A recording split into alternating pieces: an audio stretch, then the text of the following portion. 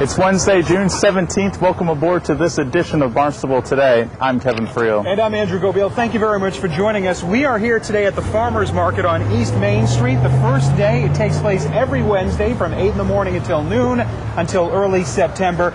Beautiful day. As you can see, we're going tileless and actually coatless today to deal with the beautiful conditions. And just a reminder, the meetings we cover are available on the town's website at www.town.barnstable.ma.us. We'll get to this week's meeting schedule and a quick look at yesterday's meetings in just a moment. But first, for those of you driving through town, you might encounter a number of ongoing paving projects. We thought we'd update you on just what is taking place, so if you're interested, get a pen and paper and take down these locations. Or you can simply log on to the town's website to get the following locations.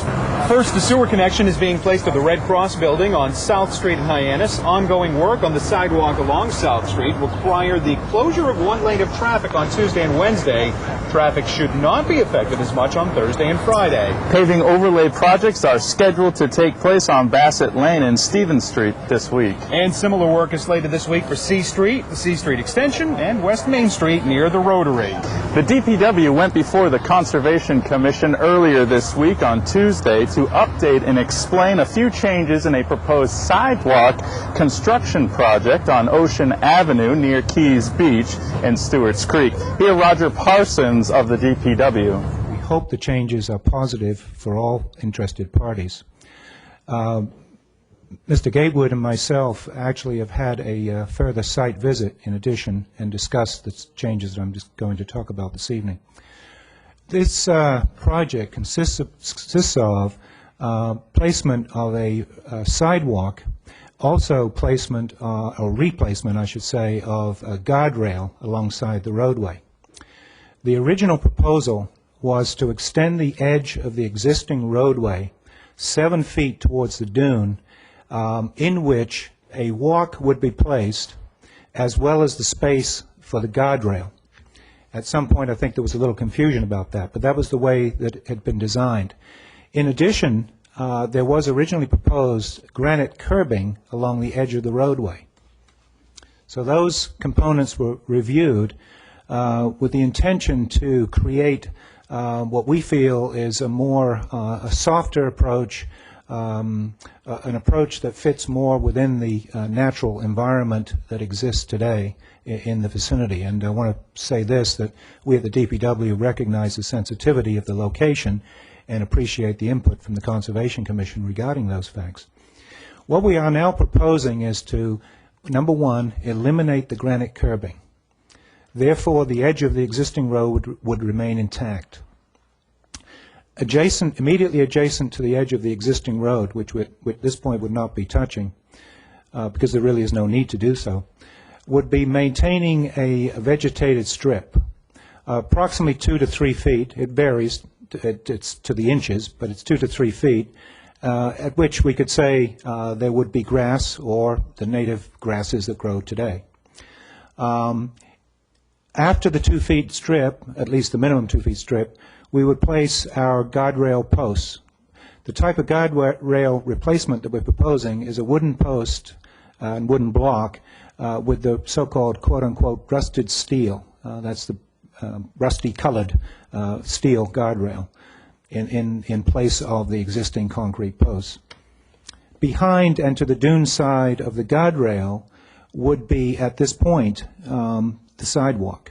The sidewalk will follow the terrain vertically. It will undulate slightly.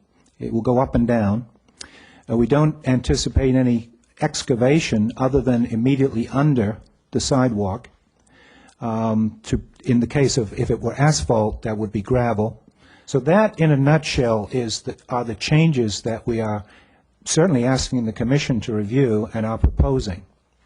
We are also looking at the opportunity to modify the actual surface of the sidewalk. The location that I just described will be the same.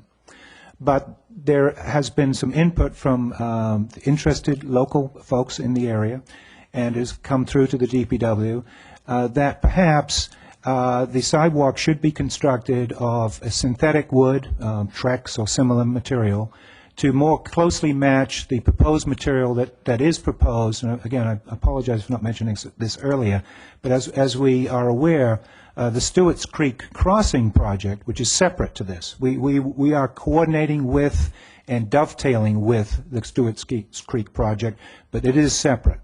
But anyway, back to that, we understand that the surface material at the Stewart's Creek crossing is to be of a wooden or impregnated wood or synthetic wood of some sort. Our position at the DPW on this issue at this time is that we are still gaining facts as to the suitability for the varying materials.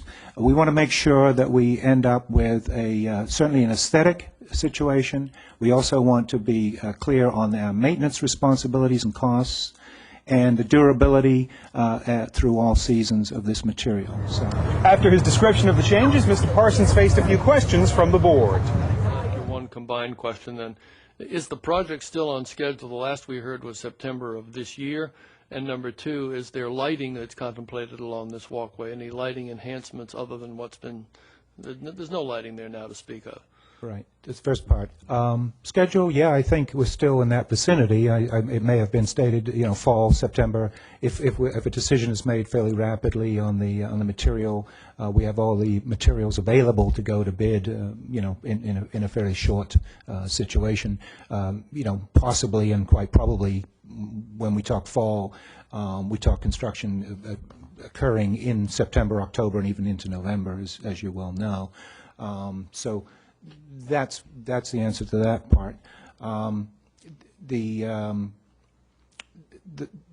situation now is that we're ready to move along. Lighting has not been something that I've been made aware of on a demand mode, and we do not propose anything there for Larry for that. Matter of fact, even though, and Mr. Gaywood and myself walked this with the power company, as a matter of fact, we're not impacting any utility poles at all. But comment has been made about wouldn't it be great if we could put the power lines underground. The answer to that is yes, but it apparently is a very expensive endeavor to do that.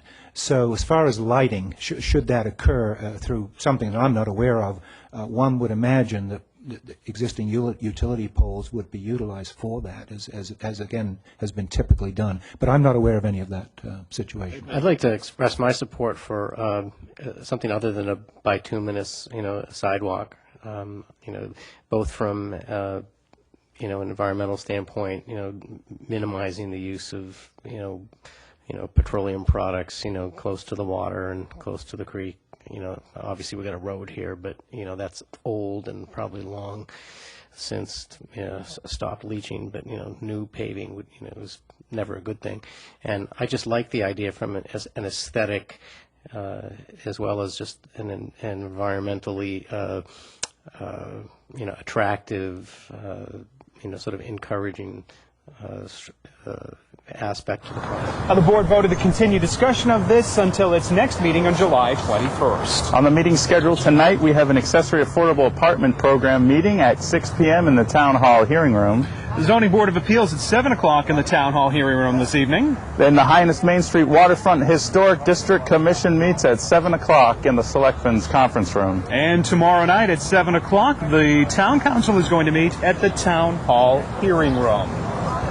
Thanks for joining us today. I'm Kevin Friel. And I'm Andrew Gobiel again. Thank you very much for joining us. Head on to our website, barnstable.town.ma.us, for more information. Have a great night.